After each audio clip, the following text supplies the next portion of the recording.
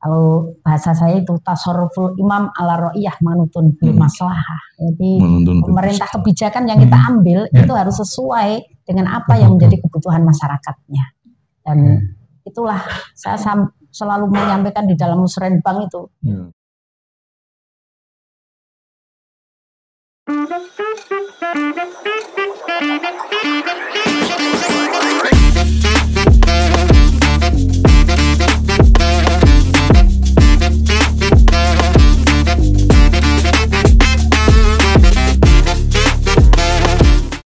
Assalamualaikum warahmatullahi wabarakatuh. Selamat pagi mitra RKS. Pagi ini senang banget tadi bisa kembali lagi di Gerumpungan Bareng Dewan.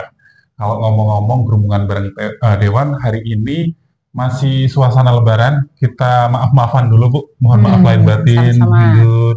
Terus Pak Huda juga sehat ya Pak ya? Alhamdulillah. Reoni ini berarti ya? Pak Safrudin terkenalnya, bukan Pak Bina. Pak Safrudin sama Ibu Hindun jadi reuni kita. Ketemu paling cantik Bu Hindun di tengah kita Pak. Dari dulu sama tambah cantik. Cantik. Dan untuk kebersamaan kita di Gerumpungan Bareng Dewan hari ini kita bakal bahas seperti apa sih sebenarnya pemerintah itu ini ya memperhatikan teman-teman disabilitas kita. Kalau tadi udah ngobrol banyak langsung dengan teman-teman disabilitas. Nah ini dari pemerintah nih yang punya wewenang untuk regulasi atau yang lainnya seperti apa sih mengarahkan supaya disabilitas Kabupaten Pekalongan ini punya hak yang sama dengan masyarakat lainnya, masyarakat umum lainnya. Bu Hindun, gimana nih Bu untuk fokusnya nanti untuk realisasi perhatian ke teman-teman disabilitas? Iya. Ini saya didampingi Pak Safrudin ini mudah ini, ya. Karena beliau pakarnya. Menjadi ketua apa Pak kemarin? Forsema itu Serasi Madani. Ya. Forum ini sudah mendorong pemerintah agar pemerintah memperhatikan dari berbagai unsur, terutama masalah kesehatan ya. Kesehatan saya kira dengan dorongan Serasi Madani ini, puskesmas menjadi layak disabilitas. Dulu ada 2 pilot project, tetapi sekarang sudah semuanya. Ya.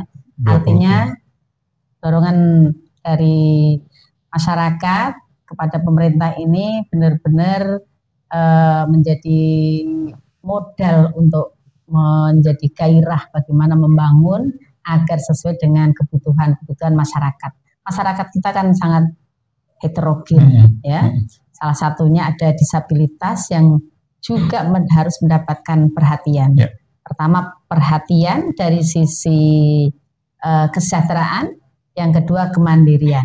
Kemandirian itu salah satu faktornya, ya tadi kesehatan, pendidikan, ya dengan pendidikan yang disediakan oleh pemerintah, ada SLB, kemudian tadi ada contoh-contoh yang sampai ke perguruan tinggi, ini mendidik kemandirian. Dan di samping itu perlu juga ditingkatkan keterampilan-keterampilan yang memang dibutuhkan oleh masyarakat kita, masyarakat yang memang harus diperhatikan ya, kelompok-kelompok ada disabilitas itu kan disabilitas rungu, ini keterampilannya seperti apa? Disabilitas daksa, keterampilannya seperti apa ya? Disabilitas apa ini? Netra ya, belum lagi disabilitas yang lain. Dan inilah peran pemerintah di situ memperhatikan semua komponen masyarakatnya. Dan saya terima kasih ada forum-forum di Kabupaten Pekalongan yang sangat mendukung kinerja kami agar memberikan pelayanan yang terbaik bagi masyarakat kita. Saya kira itu. Kalau Pak Safrudin, ini kan udah banyak nih yang dilakukan dari Forum Serasi Madani ya, dan itu sebagai bukti nyata bahwa kita ini udah melakukan upaya untuk kesetaraan teman-teman disabilitas. Yang masih hangat itu kan kemarin kartu disabilitas. Gimana Pak Safrudin? Oke. Assalamualaikum warahmatullahi wabarakatuh. Mas Teti peserta krunya ini, alhamdulillah juga Ibu Haja Hindun. Jadi menarik sekali topik yang kita bahas pada pagi hari ini tentang bagi para penyandang disabilitas ini, menggarisbawahi tadi apa yang disampaikan oleh Ibu Ketua DPRD Kabupaten Pekalongan, bahwa apa yang dilakukan oleh kami dari dari Forsema ini, Organisasi Madani ini adalah kepedulian kita terhadap para penyandang disabilitas. Karena apa? Karena ini adalah landasan hukumnya. Jadi beliau sudah menyampaikan ada Undang-Undang Nomor 8 Tahun 2016 tentang penyandang disabilitas, dan kemudian yang perlu dan patut kami banggakan dan ucapan terima kasih kepada Bu Hindun selaku Ketua DPRD bahwa ada satu inisiatif dari DPRD untuk membuat perda. Nah, menjawab undang-undang itu akhirnya ada Perda Nomor 2 Tahun 2020. Itu atas inisiatif DPRD. Perdanya adalah tentang perlindungan dan pemenuhan hak bagi para penyandang disabilitas. Nah, dari dua hal itu akhirnya kami dari Forsema itu merasa perlu untuk memfollow up ini. Kalau nggak ada tindak lanjutnya percuma. Muspro, bahasa Pekalongan muspro. Nah, sehingga perda itu kami juga konsultasikan dengan Komisi 1 dan Komisi 4, ternyata belum ada perbubnya, Bapak. Nah, akhirnya kami berinisiatif untuk memberikan advokasi kepada pemerintah. Akhirnya dengan upaya kerjasama yang baik dengan kolaboratif government ini, antara Forsema dengan DPRD dan juga dengan pemerintah Kabupaten Pekalongan lewat Bupati kita yang ditindaklanjuti oleh Dinas Kesehatan dan Dinas Sosial, akhirnya bisa muncul peraturan Bupati nomor 85 tahun 2022. Nah, dari hasil itu adalah munculnya satu program piloting dan modeling, yaitu Puskesmas Ramah Disabilitas. Karena apa? Karena disabilitas ini jumlahnya ini tidak sedikit, Pak. Sekitar 9.000 di Kabupaten Pekalongan, di mana 800 diantaranya itu ada ABK, anak yang berkebutuhan khusus. Nah, kami mimpinya sederhana sekali. Hendaknya Kabupaten Pekalongan itu bisa menjadi surganya para penyandang disabilitas. Ya. Karena undang-undang sudah ada, perda sudah ada, perpu sudah ada. Bahkan yang terakhir itu muncul juga perda provinsi nomor 2 tahun 2023 tentang hak yang sama tentang disabilitas. Nah, sehingga beberapa kegiatan yang melakukan, di antaranya tadi yang Mas Teddy ingin ditanyakan pada kami tentang kartu. Nah, kartu itu sudah 2 tahun yang lalu.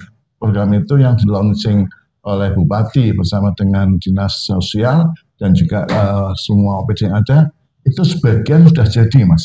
Baru sebagian. Nah, belum sebagian lagi. Ini yang sebagian belum jadi ini dijanjikan pada tahun ini dalam anggaran perubahan. Jadi nanti itu salah satu kegunaannya adalah ada satu fasilitas khusus bagi para penyandang disabilitas itu manakala melakukan berobat ke rumah sakit ataupun ke puskesmas, itu tidak perlu antri, tinggal menunjukkan kartu itu dia langsung masuk, langsung diperiksa.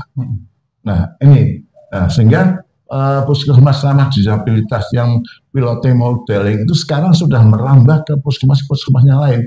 Hasil paparan dari Dinas Sosial kemarin, Dinkes kemarin pada saat Musrenbang, itu sudah ada sekitar 10 lebih yang sudah ramah disabilitas. Cukup menggembirakan bagi kami selaku Forsema yang juga memang eksis dalam bidang itu. Nah, di samping itu, untuk meningkatkan peran ekonomi tadi yang disampaikan oleh Bu Haja Hindun ini juga Forsema bekerjasama dengan Unikal, yaitu mengadakan satu program yang namanya Matching Fund. Nah, jadi Matching Fund itu pelatihan yang dikhususkan bagi para penyandang disabilitas dalam bidang pembatikan dan digital marketing. Itu sudah kami lakukan. Ya. Kami lakukan dengan 100 peserta dan alhamdulillah hasil sudah nampak. Ada yang sekarang pinter di digital marketingnya, sudah online. Ya. Kemudian juga ada yang juga menekuni dalam bidang pembatikannya. Karena apa? Karena di Kabupaten Pekalongan ini ada 1 atau 2, 3 ini yang penyandang disabilitas mempunyai satu produk batik cangkang dari telur, cangkang itu adalah di brandnya itu ke Iwan Gunawan Jakarta dari Jakarta, kemudian batik lukis. Ya. Nah, sehingga program-program yang kami rintis dalam bidang ekonomi dengan Unikal, juga dengan Unikal kita fisioterapi. Dinsos sudah melangkah membuka satu rumah terapi. Jadi siapapun yang itu ada jadwalnya, ada jadwal yang dibuat oleh Unikal, baik fisioterapi dengan kami dari Suposema dan juga dengan Dinsos, ada jadwal yang dibuat setiap sebulan sekali atau mungkin 2 bulan sekali. Siapapun yang berobat silakan untuk fisioterapis di Dinsos. Kemudian yang cukup membanggakan kami juga, 2 tahun kami merintis ini, alhamdulillah baru bisa terlaksana pada tahun 2023 ini, yaitu klinik tumbuh kembang anak. Ini yang menjadi harapan kami untuk memperjuangkan ini. Alhamdulillah rumah sakit kita ini sudah launching, ya, dan launchingnya ini tidak main-main. Artinya apa? Berkat dukungan dari DMA ini juga bagi para semua dan yang umum itu tidak dikenakan biaya gratis. Apalagi yang punya BPJS, silakan berobat. Klinik tumbuh kembang anak, di mana di situ sudah ada tenaga fisiologinya, ya, kemudian tenaga psikiaternya, sudah komplit mas. Ya itu langkah-langkah yang sudah kami lakukan. Harapannya ini antara dinas kesehatan, dinas sosial ini bisa berkolaborasi dengan kami Posema untuk memfollow up program-program yang belum terlaksana, ya, yang belum terlaksana. Nanti ruangan yang ada di Dinsos akan disulap, akan berubah jadi klinik fisioterapi khusus penyandang disabilitas. Itu Mas. Itu berarti upaya untuk mewujudkan Kabupaten Pekalongan menjadi surganya disabilitas. Surganya disabilitas. Dan nggak mudah ya Bu ya. Apalagi nih yang diperlukan oleh teman-teman baik ini komunitas yang DPR ini bisa untuk mensiasatinya supaya lebih cepat. Apa Bu rencananya? Ya, saya sih sering mendapatkan masukan ya, beberapa kelompok, beberapa forum-forum disabilitas sering datang ke DPR. Di samping itu turut serta ketika musrenbang itu pasti diundang, sehingga bisa menyampaikan aspirasi masyarakat di musrenbang itu. Tentu kami sangat mendukung apa-apa yang disampaikan, termasuk ke upaya-upaya yang dilakukan pemerintah itu semua hampir masukan-masukan dari langsung ya forum tersebut, ya, Persema terutama. Bagaimana tadi ada pilot project yang pertama dilakukan dalam rangka puskesmas ramah disabilitas, kemudian sekarang berkembang, kemudian klinik tumbuh kembang anak ini ya terwujud, kemudian tentu harus dibarengi juga nanti keterampilan yang harus selalu ditingkatkan. Tadi ada terapi ya, terapi tadi masih di Dinsos, tentu butuh fasilitas-fasilitas yang mungkin menarik juga bagi masyarakat. Sudah ada tenaganya untuk terapi, misalnya keterampilan itu dari disabilitas, tetapi butuh bagaimana masyarakat itu tertarik. Kalau tertarik ya tentu ruangannya nyaman, enak, dengan pelayanan yang ramah, dan itu kan harus dilatih itu ya. Dinas sosial atau pemerintah dalam hal ini tentu harus bisa memfasilitasi itu. Ada beberapa gedung yang mungkin bisa dimanfaatkan yang sebenarnya sudah ada. Itu gedung di Wonopringgo itu yang di Keranasda itu sebenarnya ada ruang-ruang. Ya. Kalau itu menjadi pusat terapi ya, UMKM. Iya, di situ orang lebih mudah itu, ke situ, ya. Ada itu terapi, ya. Bisa itu tadi forum FKDP bisa memanfaatkan. Izin saja kepada Pak Ketua Asrop Abu ya. Itu ada ruang-ruang space. Hasil karyanya. Saya pernah ke Surabaya Pak. Itu di mall Pak. Terapi disabilitas itu ada di mall. Saya waktu itu langsung saja itu. Dan pijit itu ada di mall pelayanan. Ada di mall pelayanan publik. MPP. Iya, MPP di sana. Ada ruang yang difasilitasi oleh Dinas Kesehatan. Ruang itu untuk ruang terapi khusus pijit. Ya. Ada laki-laki, ada perempuan. Pijitnya tunanetra. Kalau perempuan, ya saya perempuan. Bayar itu, ya bayarnya nggak murah juga. ya sama dengan yang lain ya. 1 jam berapa, setengah jam berapa gitu. Itu bagus. Saya malah terkesima dengan itu. Peningkatan ekonomi. Ya, itu salah satu sisi pelayanan, ya, salah satu sisi peningkatan ekonomi. Dan itu hasil dari dorongan masyarakat pastinya seperti itu. Karena itu keterampilan itu saya kira tadi ada yang mengusulkan itu tadi sebelumnya, bakat dan minat itu harus diidentifikasi, ya, identifikasi. Kalau campur aduk kan jadi sulit, pembinaannya juga sulit. Ya, saya kira pemerintah mampu untuk melakukan pembinaan terhadap keterampilan-keterampilan yang dibutuhkan. Baik itu ada di Dinsos, ada di Dinas Kesehatan, ada di Dinas UMKM, ya. Itu kan ada BLK, ya kan? Itu tinggal memanfaatkan saja, memanfaatkan fasilitasi yang ada, ya, nanti tentu ditambah dengan apa yang menjadi kebutuhan dari disabilitas itu sendiri.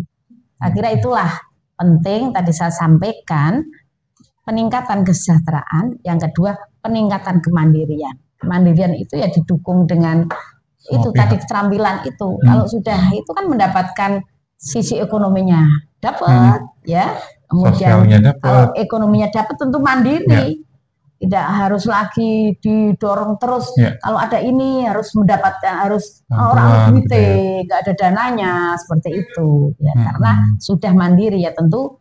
Kalau paguyuban ada iurannya, ada apa. Jadi kemandirian itu terbentuk karena mereka sudah punya itulah salah satu akses ya, aksesnya ekonomi, ya, akses kesehatan, akses pendidikan, dan itulah peran pemerintah. Jadi fasilitasinya dalam bentuk global terhadap semua potensi-potensi yang ada di masyarakatnya disabilitas. Pak Safrudin, kalau dari puluhan OPD di Kabupaten Pekalongan yang sudah ramah disabilitas mana? Berarti baru berapa persen?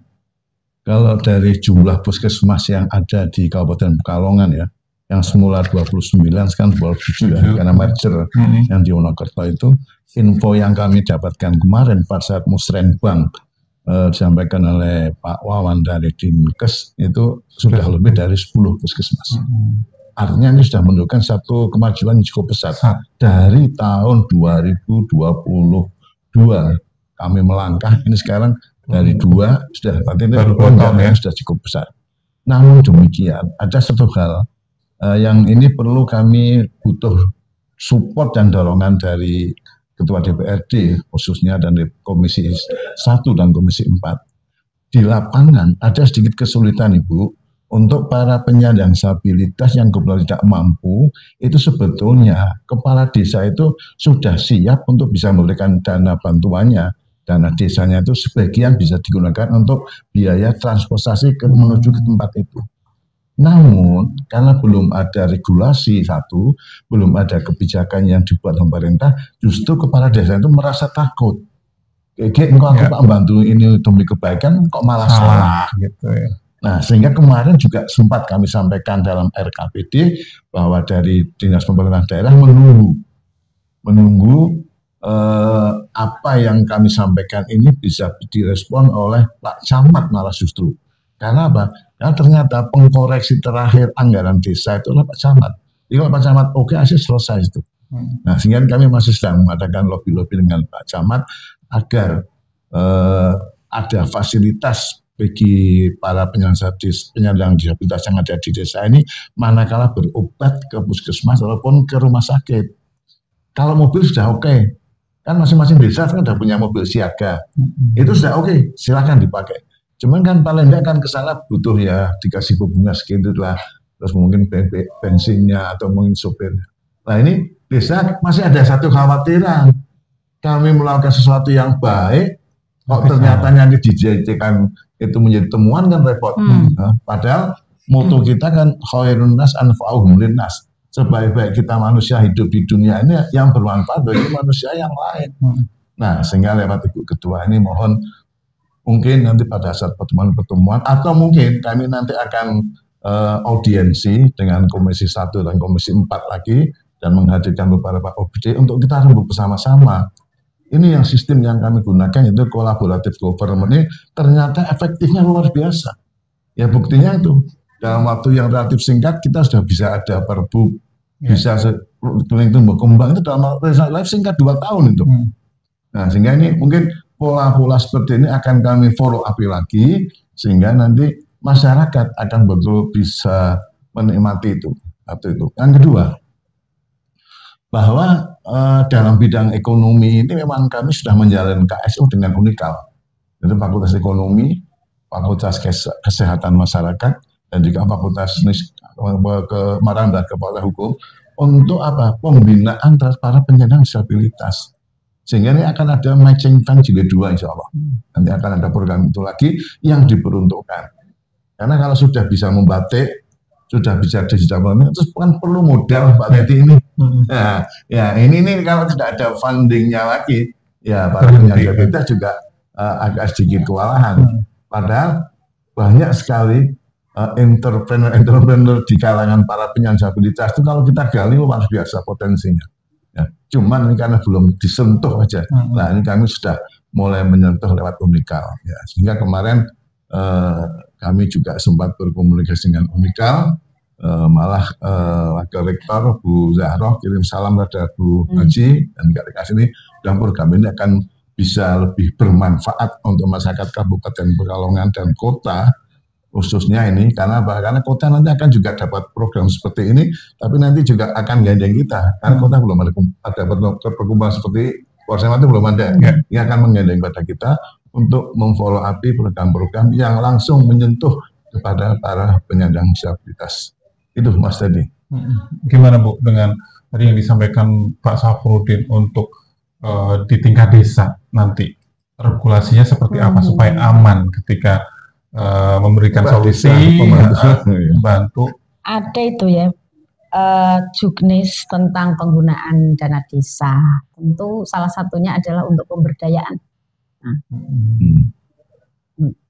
kalau itu masuk di dalam pemberdayaan, saya kira bisa dilakukan. Tetapi coba nanti kita kaji lagi, kemudian supaya tidak ada ketakutan dalam penggunaan, kekhawatiran dalam penggunaan dana desa itu, tentu harus pertama mungkin secara menyeluruh ya, bukan hanya desa tertentu saja Pak Safrudin. Kalau itu desa tertentu, ya nanti desa yang pasti khawatir ya, keseluruhan. Ada juknis itu dikaji kembali. Kemudian nanti pemerintah daerah ada arahan-arahan bagaimana penggunaan dana desa itu di 1 tahun tertentu itu, ya. Sehingga mereka tidak khawatir dalam penggunaan. Insya Allah ada itu pemberdayaan. Ya, pemberdayaan itu kan bisa untuk nyekolahkan anak saja bisa, untuk membiayai sekolah. Tetapi perlu dibedakan juga. Ada yang mampu dan tidak mampu. Kan tidak semua yang disabilitas itu keluarganya tidak mampu.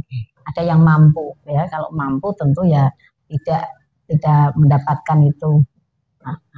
Atau nggak mendapatkan 100% misal kayak gitu Bu ya. Artinya kan dia keluarga mampu gitu. Nah inilah yang tentu harus dilihat juga, dikaji. Disabilitas ya, ini jadi agak panjang Mbak ya. Disabilitas itu ada kriteria keluarga yang seperti apa, ya. Keluarga yang seperti apa. Kalau hanya untuk bekal ke puskesmas saja, ya. Kalau tadi kan BPJS-nya sudah semua, sudah semua. Ya, saya kira itu Mas. Pak Safrudin, untuk ini nih 2 tahun kemarin kan udah sukses, intinya untuk mewujudkan Kabupaten Pekalongan ramah disabilitas ini udah pesat ya untuk tumbuhnya. Untuk tahun 2024 ini apa Pak? Inovasi atau terobosan yang lain yang sudah disiapkan? Yang pertama, kami akan memfollow up matching fund yang pertama.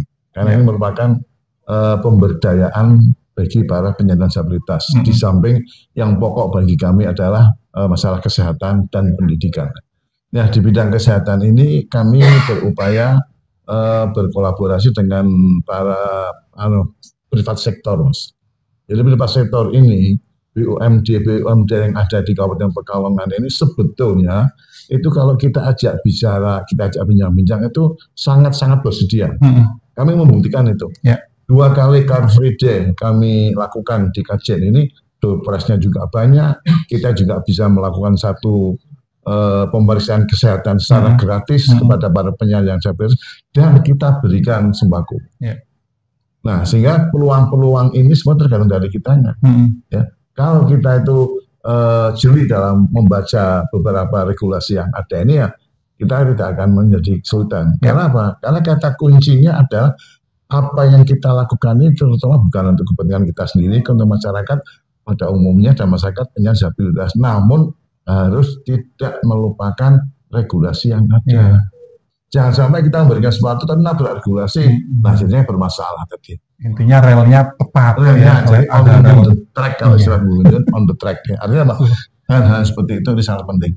Kemudian berikutnya adalah bahwa dalam bidang kesehatan ini kami juga sering menjalin kerjasama dengan BUMD yang ada di Kabupaten Pekalongan, misalnya kayak BRI, BR, BKK, Kospin Jasa. Ini kami minta bantuan tidak dalam bentuk uang. Nah, kami mintanya barang, tolong kami berikan barang. Nah, itu hanya diberikan untuk 2 puskesmas itu alat-alat kesehatan, ada kursi roda, ada semuanya itu kami langsung serahkan ke sana. Ayo kami ngantar aja, yang nyerahkan dari pimpinan BPOM. Jadi kami memang tidak ingin mendapatkan satu donasi dalam bentuk uang. Ini kan kadang-kadang kalau uang itu cok timbul fitnah. Nah kalau bentuknya barang, ayo serahkan barang, kita hanya ngantar aja, itu kan clear kita. Jadi kita membangun kepercayaan masyarakat. Oh jangan-jangan, wah ini hanya memanfaatkan. Itu kan kita nggak semua seperti itu Mas Edi. Ya, apalagi kita ini semua kan relawan semua. Ya. Tidak ada Eropa yang relawan semua itu. Nah, yang paling akhir kami sangat berharap bahwa pemerintah ini agar bisa lebih meningkatkan lagi kepeduliannya. Alhamdulillah dalam anggaran yang akan datang ini juga masing-masing puskesmas karena sudah menggunakan sistem BLUD yang mengelola sendiri, itu sudah bisa bebas bergerak untuk melaksanakan kegiatan-kegiatan yang berhubungan dengan fasilitas-fasilitas yang dibutuhkan para penyandang disabilitas. Saya lihat Kedung Muni sudah luar biasa. Bahkan ada satu mobil itu gambarnya gambar para penyandang disabilitas. Saya sudah survei toiletnya sudah layak sekali, Karanganyar juga. Nah ini ya dalam menuju ke situ Kajen dan Kesehatan Seragi 2.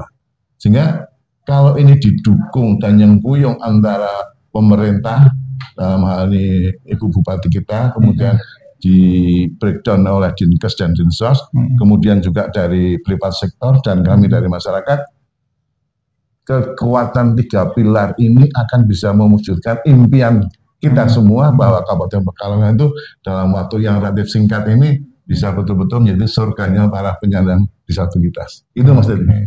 Bu Yunun, dari Ibu apa nih yang bisa disampaikan supaya teman-teman yang sudah berjuang untuk merealisasikan surganya disabilitas Kabupaten Pekalongan ini tidak berhenti sampai di situ?